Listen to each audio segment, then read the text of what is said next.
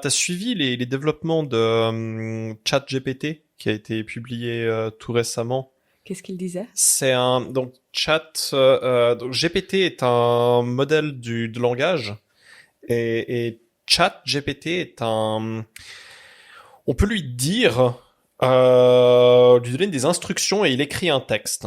Alors on peut lui dire voilà,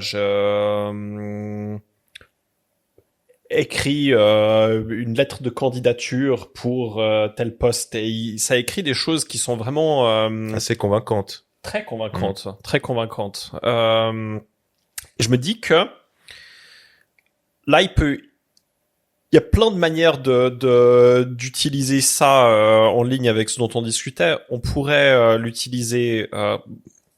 Quelqu'un qui fait de la fraude pourrait l'utiliser pour engager ses victimes potentielles d'une manière beaucoup plus scalable. Potentiellement, tu parlais de rédaction de contrats. Je me demande, est-ce qu'il n'y a pas des gens qui vont essayer d'utiliser ça pour rédiger des contrats Certainement. Enfin, certainement. Pardon, je veux pas te couper la parole. Non. C'est. Ma réponse est oui. Je suis certaine que des personnes vont utiliser ça, comme des personnes actuellement utilisent des modèles, comme je disais au début, sans se poser de questions. On a fait le test à l'étude très récemment, justement avec de l'intelligence artificielle sur, je dirais, le niveau de réponse par rapport à des questions juridiques qu'on posait pour voir un tout petit peu où en était l'outil. Et puis, pour certaines questions, sincèrement, c'était à côté. Voilà, c'était pas encore assez puissant. Je pense qu'il faut utiliser cet adjectif. Mais par contre, pour la seconde question, je dois dire, c'était assez bluffant. C'était comment est-ce qu'on interprète un contrat, quelles sont les manières d'interprétation d'un contrat.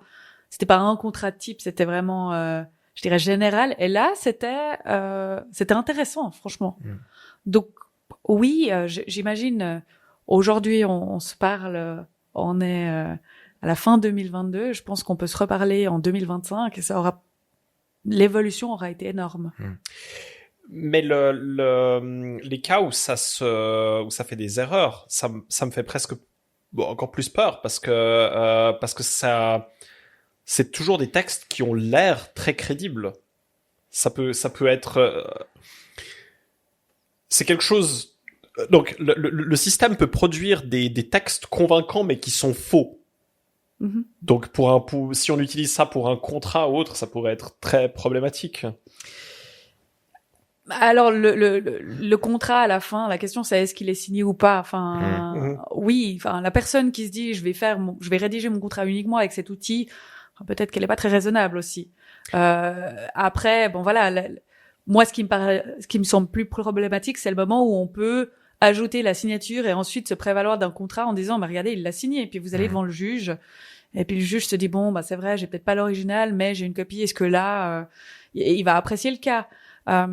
Mais je trouve aussi assez inquiétant. Vous avez vu ces vidéos où, je crois que c'est une app qui permet de sur la base d'une photo de faire parler, la personne sur la photo. Et ça, je trouve ça inquiétant. Je me dis mais c'est dingue.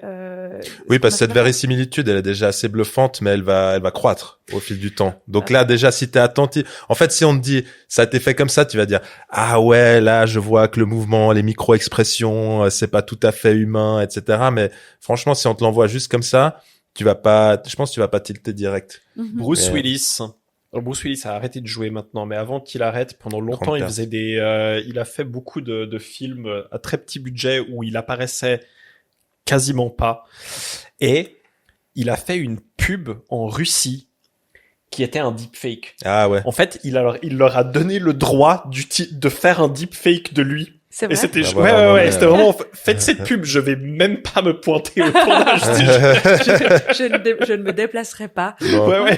Bah déjà une utilisation très inquiétante de cette technologie. Alors oui, c'est vrai, certes.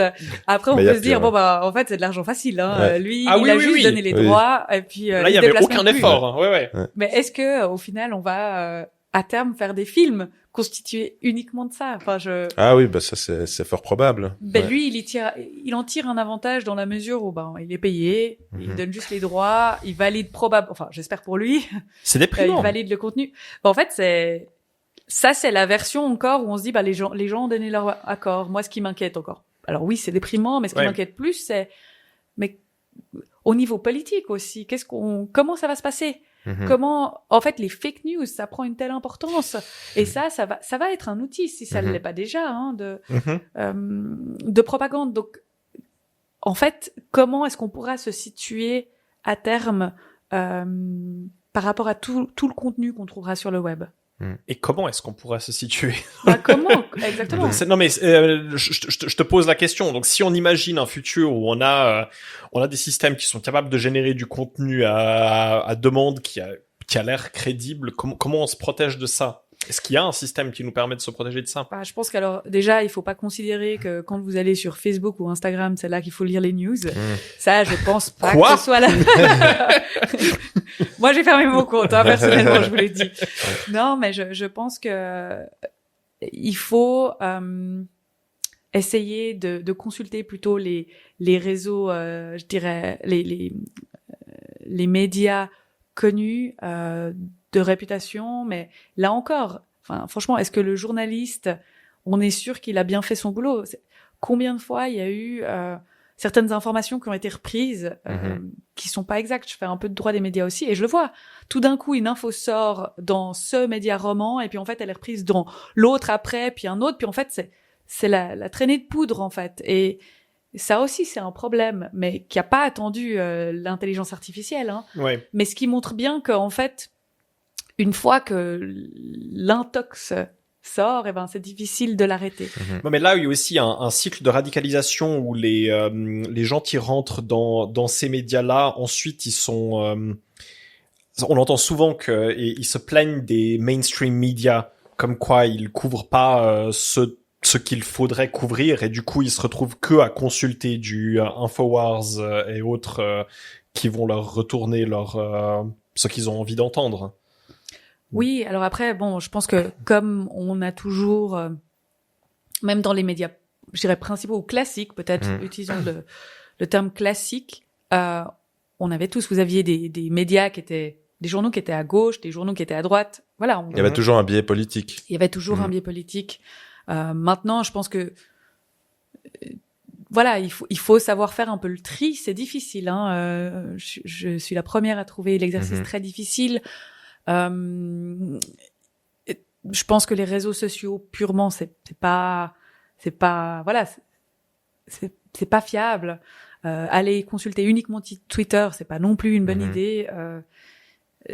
J'ai pas la solution, je dois dire. J'ai pas la solution. Au final, est-ce qu'on idéale. peut pas juste encourager toute personne à cultiver son sens critique, son discernement, et puis rien prendre pour argent comptant?